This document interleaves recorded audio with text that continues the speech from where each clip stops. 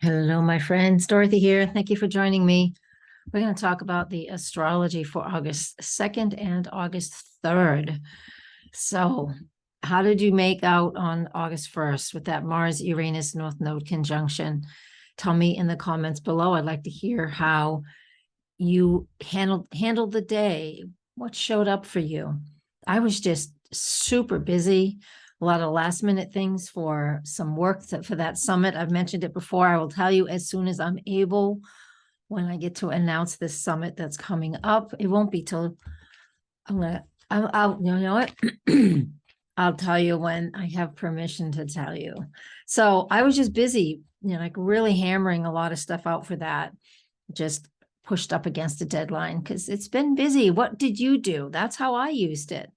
I have this Mars Uranus North Node right on my ascendant, and it felt great. It was very energizing. And so I'm going to share the screen with you. And I'm just because I love to share the screen, but that's how we have our lessons. We're going to talk about what else is going on right now. And this is for Tuesday the 2nd and Wednesday the 3rd. So there's three big things going on Tuesday the 2nd. And the first one that you can see the title up here, I have two of them. I'm going to create the third chart as we go. Venus sextile Uranus. So here's Venus in Cancer, and she is making that sextile to Uranus. Yeah, on August 1st, she was still making that sextile as an applying aspect. And when we get early in the morning, this is 8:25 Eastern Daylight Time, when Venus sextiles Uranus. And then by the time we get to 10 p.m. Eastern Daylight Time, that is this chart here, things are in a different place. The Earth is still spinning. Here's Venus making the sextile to Mars. Let's go back to the first chart. So what does that mean when Venus in Cancer? So we're valuing home, family, caring, nurturing, emotions, really taking some time to take care of ourselves, right? Cancer is ruled by the moon. So we see the moon, and the moon's in Libra on Tuesday and Wednesday. And so that means we're looking for that harmony and that balance. That's what we're looking for. Venus sextile Uranus, Venus sextile Mars, Venus in Cancer, ruled by the moon in Libra, all about harmony and balance. So we're trying to find that. So if you got spun out of your center over the weekend and Monday, then this content, this energy of Venus in the sign of Cancer, focus on that. Focus on finding your center and figuring out, how to care for yourself. It's not just about drinking a glass of water. I saw that in a meme earlier today. But it's absolutely about how do you really, really take care of yourself. Putting up boundaries, maybe saying no, that's a boundary thing. So look at this for yourself and discover for yourself, ask yourself those questions. Now, also, I wanted to talk about Venus. Venus is what we love, who we love, how we love, what we value. It's beauty, it's creativity. And so with it making that aspect, that sextile to the North Node, Uranus and Mars, especially on the 2nd, we're still feeling it on the 3rd. It's also making a trine aspect to the South Node in Scorpio. So that tells us that it's definitely important for us to be creating space. I've said this a ton of times, and I still mean it. Finding a way, that South Node in Scorpio is asking us to do a lot of releasing and letting go. There's a lot of serious, things we're moving through. So that's what the energy of these three aspects, actually 4 aspects, are about. Venus, sextile, North Node, Uranus, Mars, trine, South Node. And we did talk about the moon in Libra. And again, it is in Libra for the whole 2 days, the 2nd and the 3rd. It moves out of Libra, not until, let me look at my ephemeris, early in the morning on the 4th. So we'll talk about that in the next video. But today, opposite Jupiter. Later on, when it moves to the next sign, it'll be, anyways, opposite Jupiter. We'll just leave that right there. We're going to park that. And then one other thing I wanted to talk about, and we're feeling this quite intensely. We felt it, honestly, on the 31st of July, the 1st of August, and here's the exact aspect on the 2nd of August, and that is Mercury making the quincunx to Pluto. This is a difficult aspect. Now, the exact aspect of this is 9:24 a.m. on Tuesday, the 2nd, Eastern Daylight Time still. So Mercury in Leo can be very boisterous and very loud. And I want us to, you may have already experienced, having to make some adjustments in how you think, how you feel. And I say feel, but I really feel like Mercury in Leo, it really wants to speak up for itself and talk about what is important for you, and how you feel, and to be creative, but to have that aspect, that difficult aspect to Pluto. It represents letting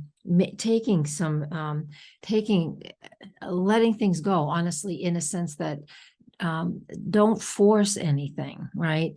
If you are met with complete resistance against something that you're passionate about, Mercury and Leo, and you're met with complete resistance at Pluto and Capricorn, where I know that somebody, something, some system is fighting against you, then it's just important just to not push against that.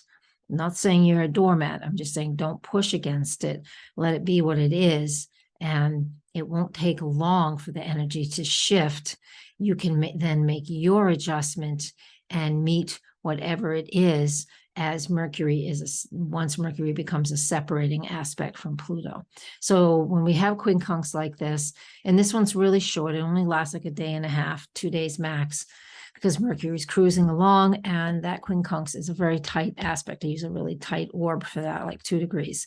So feeling uncomfortable, feeling like you keep getting beating your head against a wall, if you will, it makes things quite difficult sometimes. So if you do happen to run up against that, not all is lost. It's not the end of the day. It just means that, if there is some things that feel difficult, just kind of hands off the wheel for a little while.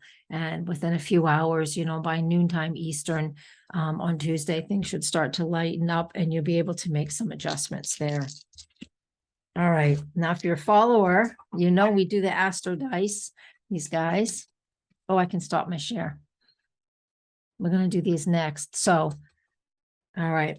So we just ask a question. If there's anything else that Spirit wants us to know, we'll get a roll of the dice. And when we're done with that, we're also going to do a card draw. So for the next couple of days, we got Neptune in Cancer in the 2nd house. So Neptune is hopes and dreams. It is our spirituality. It's super sensitive in the sign of Cancer. Will amplify that as well in the 2nd house, what I value.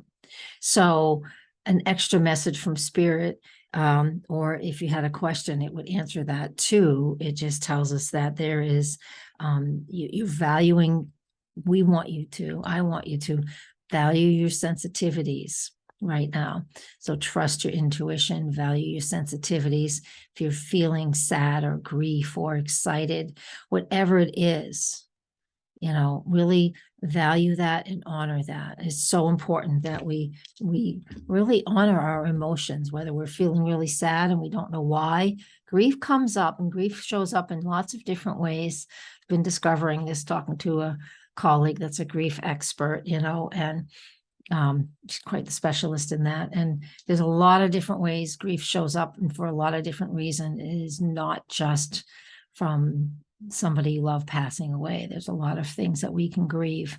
I mean, that's obviously one of them. But so when we're feeling whatever we're feeling, and if somebody's having a bad day and you're not, you don't have to feel guilty about that. So to me, that Neptune in Cancer in the 2nd house, honor how you're feeling and the sensitivities that you have, and even the sensitivities of others, because sometimes we're not sure what they're dealing with and how it is for them.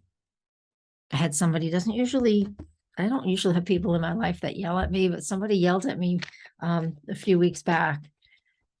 Took me back for a second, but then I was like, that's all right, because I know this person is under the amount of stresses this individual is under. So this person got a pass because I've known them for a very long time. I'm not even bringing it up. This is as big as it will get, and nobody is going to even know who they are. Even if you watch this, you will not know, because it was just a mood you were in, and that was okay. And it happens. Excuse me for a second. I got something in my eye.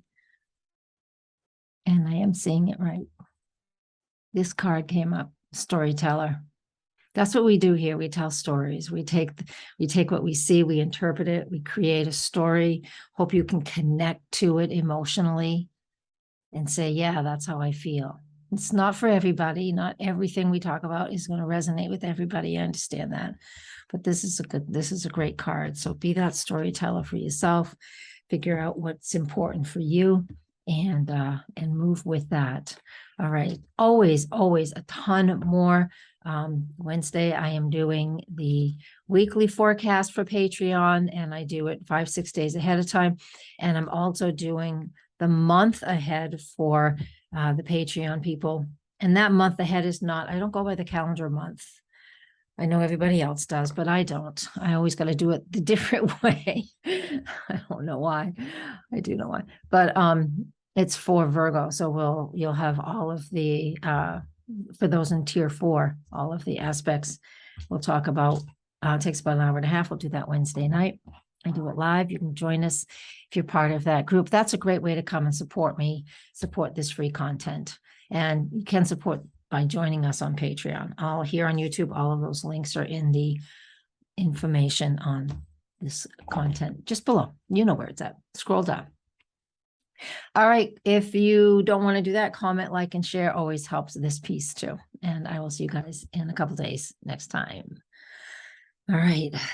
Deep breaths. Honor how you're feeling. All right. Blessings, everybody. Namaste.